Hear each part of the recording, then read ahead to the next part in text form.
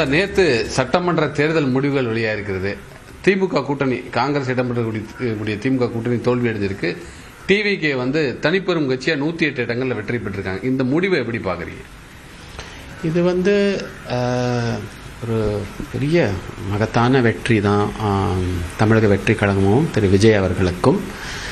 ஆனால் இதுலேருந்து என்ன பாடம் கற்றுக்கணும் எல்லா அரசியல் கட்சின்னா, இது இளைஞர்கள். இப்போது நம்ம பக்கத்து நாடுகளில் நேபாள், பங்களாதேஷ், ஸ்ரீலங்கா இங்கெல்லாம் பார்த்தோம். என்ன நடந்துச்சு? ஜென்ஜி புரட்சி அப்படின்னு ஒன்று சொல்லி அங்கே நடந்துச்சு. அது ஒரு சின்ன விதத்தில் தமிழ்நாட்டில் இப்போ பார்த்துருக்கோம். என்னன்னா, இளைஞர்கள் 40 வயசு கீழே இருக்கிறவங்க எல்லாரும், அவங்க ஜென்ஜி 30 வயசு கீழே, இவங்க 40 வயசு கீழே இருக்கிறவங்க எல்லாம் பெரும்பாலானோர் என்ன சொன்னாங்க? பாருங்கப்பா, எங்களுக்கு இந்த பழைய அரசியல், இந்த 2 கட்சி அரசியல், 2 கூட்டணி அரசியல், அந்த அரசியல் பேச்சுவார்த்தை அரசியல், எப்படி அரசியல் செய்கிறோமோ அது எங்களுக்கு ஒத்து வராது. எங்களுக்கு தேவை புதுமை, ஒரு புதிய அரசியல், ஒரு புதிய ஆகையால் பெரும்பாலான, அதாவது என்னென்னா, ஜாதி அடிப்படை, தொகுதி அடிப்படை, கொள்கை அடிப்படை, நான் இந்த திட்டம் தரேன், அந்த திட்டம் தரேன், இது ஃப்ரீயாக தரேன், அது ஃப்ரீயாக தரேன், காசு கொடுத்து ஓட்டு வாங்குறேன், இதெல்லாம் ட்ரெடிஷ்னல் அரசியல். அதையெல்லாம் தூக்கி எறிந்துவிட்டு எங்களுக்கு புது அரசியல் வேண்டும். புது அரசியல் யாராவது செய்ய விரும்பினாங்கன்னா அவங்களுக்கு வாய்ப்பு கொடுக்க நாங்கள் தயார் அப்படின்னு இளைஞர்கள் 80%, 85% இளைஞர்கள் இது ரொம்ப கிளியரா சொல்லியிருக்காங்க. இதுதான் பாடம், இதுதான் எல்லா கட்சிக்கும் பாடம். இப்போ டிவிகேக்கு மெஜாரிட்டி இல்லை, 108 இடங்கள்ல தான் ஜெயிச்சிருக்காங்க. ஒரு 10 இடங்களுக்கு மேல இன்னும் பற்றாக்குறையா இருக்கு. இப்போ இந்த போன்ற சூழல்ல காங்கிரஸ் கட்சியோட நிலைப்பாடு எவ்வாறு இருக்க போகுது?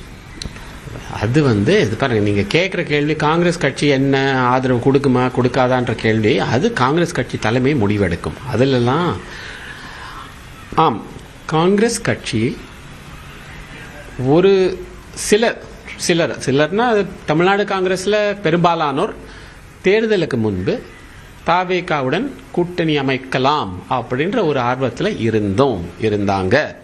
அது ஏன்னா காங்கிரஸ் கட்சியை பலப்படுத்துறதுக்காக.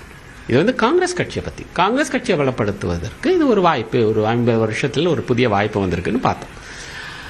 ரெண்டாவது, கொள்கை ரீதியில் கிட்டத்தட்ட ஒரே கொள்கை தான். ஏன்னா அவங்க சொல்றது அவங்களோட கொள்கை எதிரி பாஜக, எங்களோட கொள்கை எதிரி பாஜக, அவங்களோட எதிரி எங்களோட எதிரி ஒன்று. So enemy of a enemy is a friend அப்படின்வாங்க இங்கிலீஷில், அந்த மாதிரி. ஸோ அந்த கொள்கை ரீதியில் எங்களுக்கு நிச்சயமாக நாங்கள் ஒரே இதில் தான் இருக்கோம். அது பொலிட்டிக்கல் கூட்டணியா இல்லை பொலிட்டிக்கல் அலையன்ஸாக மாறுமா, அது தலைமை தான் முடிவெடுக்கும். தேர்தலுக்கு முன்னாடியே நீங்கள் அந்த முயற்சியில் இருந்தீங்க, அதை வெளிப்படையாகவும் சொல்லியிருந்தீங்க. தேர்தலுக்கு பின்னர் இப்போ அது மாதிரி ஒரு சூழல் இருக்கு, காங்கிரஸுடைய ஆதரவு தமிழக வெற்றி கழகத்துக்கு தேவைப்படுது. அதற்கான முயற்சியில் ஈடுபடுவீங்களா? அதுக்கான வாய்ப்பு இருக்கா? அதான், இதெல்லாம் தலைமை எடுக்க வேண்டிய முடிவு தான். இப்போ இதுக்கு எங்க கட்சியின் கட்டமைப்பில் திரு கிரீஷ் சோடாங்கர் அவர் தான் பொறுப்பாளர். இப்போ மாநில தலைவர் தோத்துட்டாரு, அவர் அது இல்லை. இப்போ பொறுப்பாளர் ஏஐசிசியில பொறுப்பாளர் கிரீஷ் சோடாங்கர் தான்.